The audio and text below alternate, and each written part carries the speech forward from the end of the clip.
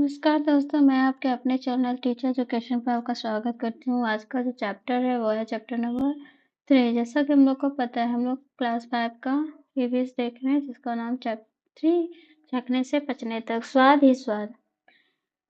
झुम्पा रसोई में गई और माँ से लिपट कर बोली, माँ मैं नहीं खाऊंगी कड़वे करेले। करेले कैसे होते हैं? कड़वे। मुझे तो तुम गुड़ रोटी ही दे दो। माँ ने हंसते हुए कहा, कितना मीठा खाओगी? सुबह भी तुमने चीनी वाली रोटी खाई थी। तुम बोर नहीं होती एक ही तरह के स्वाद की चीजें खाकर? झूलन ने झुम्पा को चिढ़ाते हुए कहा। झुम्पा तपाक से बोली, तुम बोर होती हो क्या? इमली चाटते चाटते जरूर नाम सुनते ही तुम्हारे मुंह में पानी आ गया होगा। झूलन बोली, मैं मीठा भी खाती हूँ, नमकीन भी। हाँ, खट्टी इमली मुझे बहुत ही पसंद है, पर करेला भी खा लेते हो। यह कहकर झूलन की माँ को देखा और दोनों जोर से हंस पड़े। झूलन झु झुम्पा से बोली, चलो एक खेल खेलते हैं। मैं तुम्हारे मुंह से खाने की कोई चीजें रखूंगी, तुम्हें आंख बंद करके उसे पहचानना होगा। झूलन ने चम्मच में नींबू के रस को कुछ बूंदे ली और झुम्पा को चखाई। खट्टा नींबू। झुम्पा फट से बोली। फिर झूलन ने गुड़ की डली हुई उठाई तो माँ बोली, पीस कर खिलाओ, नहीं तो फट पहचान लेगी। झूलन ने थोड़ा सा गुड़ पीसकर झुम्पा को खिलाया तो उसे पहचान लिया। इस तरह झुम्पा ने कई चीजें पहचानी। तली हुई मछली को तो झुम्पा ने बिना चखे ही पहचान लिया। जब झूलन बोली कि नाक बंद करके पहचानो, झुम्पा ने चखा तो वह सोच में पड़ गई। कुछ कड़वा सा है, कुछ खट्टा सा है, कुछ नमकीन। एक चम्मच और खिलाओ, वह बोली। झूलन ने चम्मच में करेले की सब्जी ली। झुम्पा की आंखों की पट्टी खोली, बोली, खाओ। झुम्पा भी हंसते बोले, लो खिलाओ, चर्चा करो और लिखो।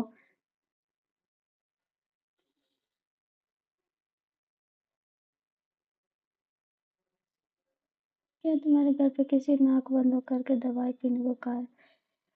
आंखें बंद करके स्वाद पहचानो। अलग अलग स्वाद की कुछ चीजें इकट्ठी करो और अपने साथी के साथ झूलन और झुम्पा की तरह खेलो। अपने साथी को चीजें चखवा पूछो, स्वाद कैसा था, खाने की चीजें क्या थी, जीभ के हिस्से का कौन से स्वाद ज्यादा पता चलता, आगे पीछे दाएं बाएं आगे वाला।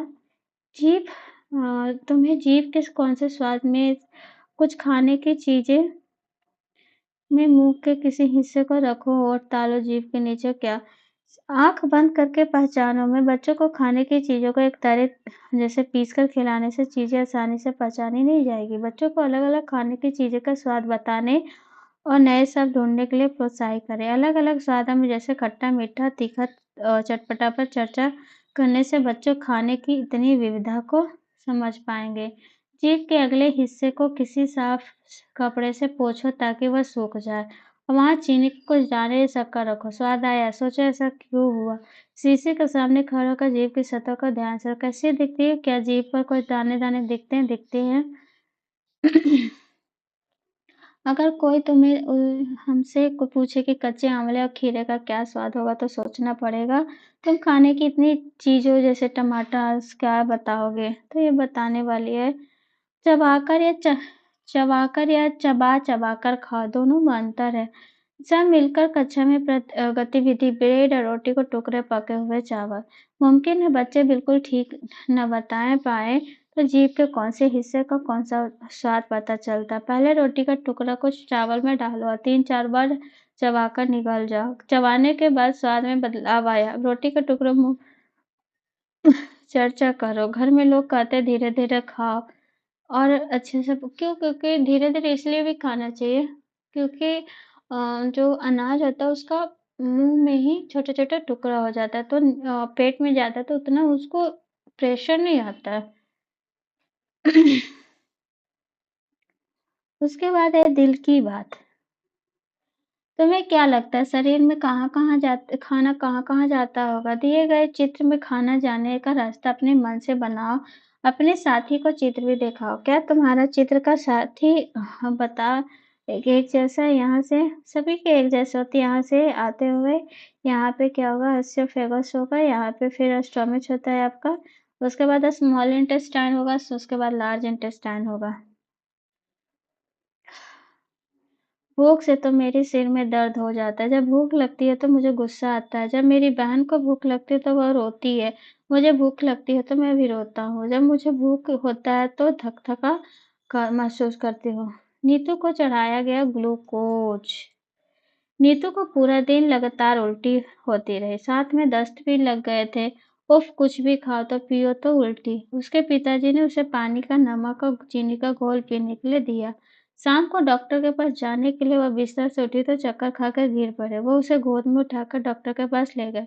डॉक्टर ने नीतू को अस्पताल में भर्ती होने के लिए कहा, ग्लूकोज चढ़ाने के लिए। ये सुनकर नीतू सोच में पड़ गई। स्कूल में खेल के समय तो टीचर कई बार ग्लूकोज पीने को देती थी, अब ग्लूकोज चढ़ाना क्यों है?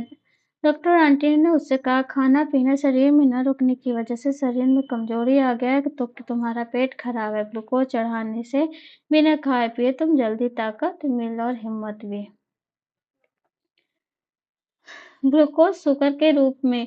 ग्लूकोज एक तरह का कार्बोहाइड्रेट या फिर शुगर का ही रूप में हमारे शरीर में कैसे ताकत देता है, यह बात अमूर्त है। ये इस उम्र के बच्चों से अपेक्षा नहीं की जा सकती।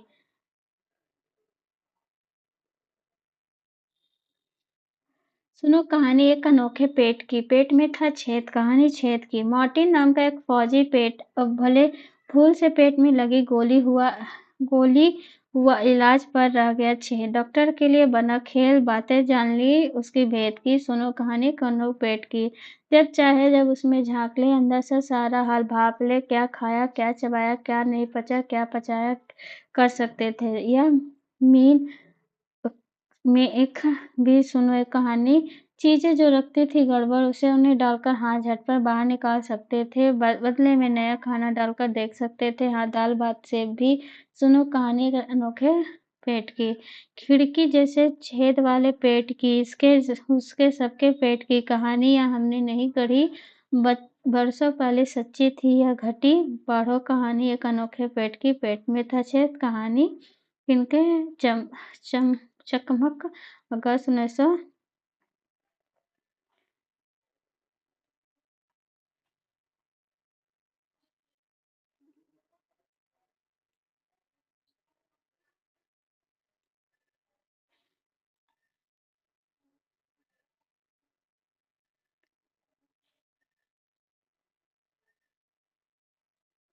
ये कहानी ध्यान से सुनिएगा। कहानी पेट में जागा जानक है। तुमने कविता में फौजी के बारे में पढ़ा। 1822 में 18 साल का था और बहुत तंदुरुस्त था। जब वह गोली से जख्मी हुआ तो डॉक्टर ने उसको बोमेट के पास ले गया। डॉक्टर ने मार्टिन की अच्छी तरह से मरहम पट्टी की। धीरे धीरे उसका जख्म ठीक होने लगा। पर पेट में छेद नहीं भरा। लगभग 1 साल देखा। मार्टिन के पेट में एक अद्भुत खिड़की सी बन गई थी। पेट की चमड़ी ने बढ़कर छेद को ढक तो लिया था, ठीक उसी तरीके से जैसे एक फुटबॉल का वॉशर होता है। यानी चमड़ी की एक तह के ऊपर एक और तह सी बन गई थी।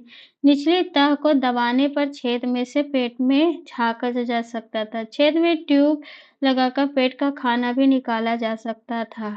अब क्या था? डॉक्टर बोमेन को मार्टिन का याजुबा पेट क्या मिल गया? सामने एक खजाना मिल गया। सोच सकते हो कि कितना समय लगा होगा उन्होंने इस पेट के साथ प्रयोग करने में। 9 साल। इन 9 सालों में मार्टिन कुछ काम करते रहे और उनकी शादी भी हो गई। उस समय तक वैज्ञानिक को ये नहीं पता था कि पेट में पाचन क्रिया होती है, कैसे है। पेट में जो पाचन रस होते हैं उसमें क्या होता है, क्या वे पाचन में मदद करते हैं या केवल भोजन को तरल बनाने के लिए ही रहते हैं। पहले तो उन्होंने यह देखना चाहा कि यदि पेट में पाचन रस को बाहर एक ग्लास में निकाल लिया जाए और खाने की कोई चीज डुबाकर उसमें रख दी जाए तो क्या पड़ी पच जाएगी। उसके लिए उन्होंने एक प्रयोग किया। एक ट्यूब से पेट में कुछ पाचक रस निकाला, फिर 10 मिलीमीटर पाचक रस में एक उबली हुई मछली को बारीक पीस कर टुकड़ा बजे तक रख दिए। उसका उतने तापमान रखा जितनी आमतौर पर पेट के अंदर होती, लगभग 30 डिग्री सेल्सियस। दोपहर के 2 बजे तक उन्होंने देखा कि मछली के सब टुकड़े पूरे तरीके से घुल चुके थे। फिर उन्होंने इस तरह से कुछ और भोजन पेट के पाचन रस में रखा और वही मार्टिन को खिलाया। अलग अलग भोजन पचने की इतनी देर लगी तो यहाँ पे देख कच्चा 2 से 15 मिनट। डॉक्टर बोमन ने मार्टिन के खिड़की वाले पेट के सहारा पाचन के कई रहस्य खोले। जल्दी पचने के लिए हमारा पेट खाने में खूब घुमाता हिलाता है। वे सब भी देख पाए जब मार्टिन दुखी या परेशान होता था तो उनका खाना ठीक से नहीं पचता। यही नहीं, उन्होंने बताया कि हमारे पेट में पाचक रस एसिड का अम्ल तरह होता है। क्या तुमने किसी को कहते हुए सुनो कि पेट में एसिडिटी हो गई है, खासकर जब खाने से ठीक से खाना नहीं खाया हो या पचाया हो? उनकी वैज्ञानिक खोज की दुनिया के सभी वैज्ञानिकों ने सराहा। फिर कितने ही प्रयोग दुनिया के कोने-कोने में से किया गया। क्या कहा तुमने? पेट में गोली मार कर नहीं भई, बाद में होने वाले प्रयोगों से किसी के पेट में गोली नहीं किए गए। ये दूसरे वैज्ञानिकों ने मशीनों की सहायता से किए। तो कहो कैसी लगी मार्टिन की पेट उर्फ तुम्हारे पेट की कहानी? सही खाना और गलत खाना। डॉक्टर अपर्णा के पास इलाज के लिए 2 बच्चे गए, रश्मि और कैलाश। दोनों के बच्चे के अपर्णा के से बातचीत में कुछ जानकारी मिली जो नीचे दी गई। तुम भी पढ़ो। रश्मि 5 साल की है, 3 साल की लगती है। हाथ पर पतले, पेट फूला, अक्सर बीमार रहती है। थकान के कारण बहुत स्कूल नहीं जा पाती, खेलने की ताकत नहीं। पूरे दिन थोड़े से चावल, 1 रोटी मिली, जो समझो बहुत दिन से खाया हो। 7 साल उम्र से बड़ा, शरीर मोटा थुलथुला, पैरों में दर्द रहता है, फुर्ती, कोई काम नहीं कर पाता। बस में जाना, दिन भर कई घंटे टीवी। घर का बना सबको नहीं पसंद, दाल चावल रोटी, बाजार के चिप्स बर्गर कोल्ड ड्रिंक ही उसे भाता है। डॉक्टर ने दोनों का कद वापन दोनों बच्चों को तुम्हारी बीमारी का एक ही इलाज है, सही खाना।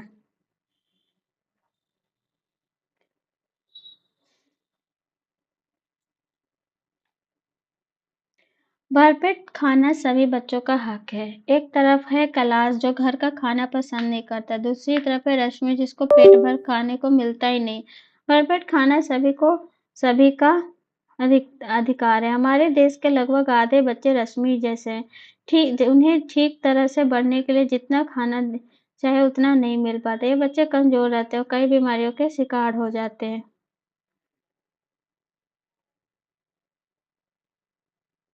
तो ये था आपका चैप्टर नंबर 3। खाने के बारे में बताया गया था कि कैसे एक बच्चे को खाना खाना चाहिए, चखने से पचने तक। तो आई होप आपको ये वीडियो अच्छा लगा। अगर वीडियो अच्छा लगा तो प्लीज़ लाइक शेयर सब्सक्राइब कीजिएगा। Thank you and have a good day.